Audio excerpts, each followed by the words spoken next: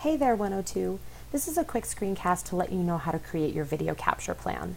This plan really needs to be thought about at the beginning of your practicum week so that you can observe the children that you're working with and create a solid plan based on what you know from the children. So the first thing you're going to do is pay attention to what area of development. You see that they go in order here of the weeks that we study them. If you're working with children ages birth to 5, you can choose this section. And if you're working with 4 to 8, you use this section. So if you're working with 4 to 5-year-olds, you have an option between either of these two. For the early learning and development guidelines, you can easily find those with a quick Google search. So you'll see here that I typed early learning and development guidelines into Google, and they are listed here, and you can just click on it and it will bring up that PDF for you, and you can find in here the age group that you're working with, so birth to age 3 and ages 3 to 5 and kindergarten through 3rd grade, where you can use this to help create your plan. So once you decide that you put in here whether it's video capture 1, physical development, or if you're working with ages 4 to 8, video capture 1, physical education, or comprehensive health standards. So you write your answer in here. Then you're going to read the academic standards that are related to that to get an idea of more about that standard. That's going to help you to observe the children. Then you're going to come in here and list what the standards are that the children are demonstrating. So when we open up the Colorado academic standards, as I am here, then we're going to pick, let's say we're working on physical education, we're going to pick that, and we can read here what it means that children have this competency. Now remember, this says grade level all. We want to pick the right grade level. So let's say we're working with kindergartners. We pick that age level, and then it tells us what the competency is and what the evidence that the student can do that is. And there's going to be a number of these, so you can read through these. Same thing with the early learning and development guidelines. Let's say we were doing physical health and development, and we were doing it for ages 19 to 36 months. Then we can go to page 62, which is really far down in the document, and we can find that standard and look at the indicators there. Let's see if I can get to it relatively quickly. These pages are slightly different. Here we go. 62. So we have birth, 1960 month. Oh, these are emotional development. Anyway, you can find that in here. There it is, physical development and health. So you'll see there's number 2 is gross motor, back up here, number 1 is perceptual development. So we would read those and we would get an idea, we would say, what are the indicators listed in that early learning and development guideline or the Colorado academic standards that the children are demonstrating? What have we seen that they know how to do? And we would write that in here.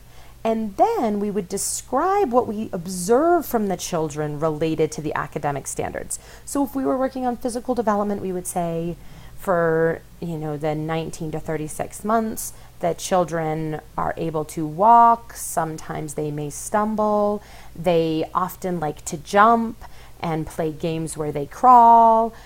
They are learning to use utensils, and you could talk about whether they use the pincher or the palmar grasp when they are eating or using markers and crayons, so on and so forth. So specifically related to that area, and this is important, 250 words minimum. I want you to go in depth with the observation of what you are already seeing that those children can do or what they are working towards. Once you have this observation, then you're going to find an activity that can support their development. You can do that by finding something online, finding something from a curriculum book, an idea from textbooks that you have, or you can brainstorm with your mentor. It really can be almost anything, but what's important is that you give me a copy of this activity either separately in the Dropbox or type it in here so that I know what you're doing, because without that activity, I can't assess whether it is developmentally appropriate or not. So I need to know what the full activity is that you're doing. Then you're going to decide which of these areas does does it hit to ensure that it is developmentally appropriate.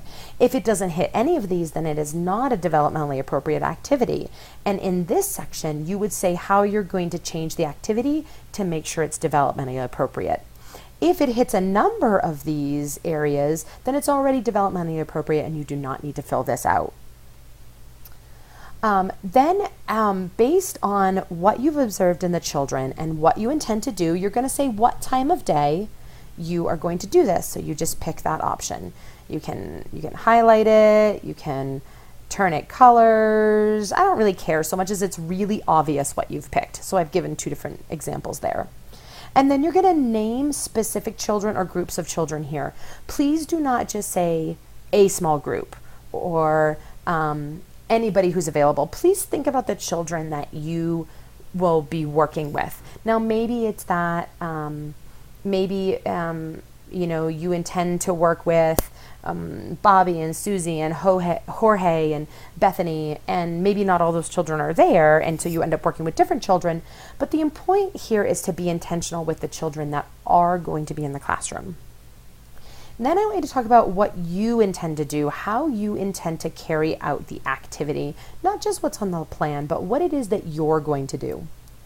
Here, what you're going to avoid, what things are you not going to do? Sometimes people say, I'm going to try not to talk too much. Sometimes people say, I want to avoid asking closed-ended questions.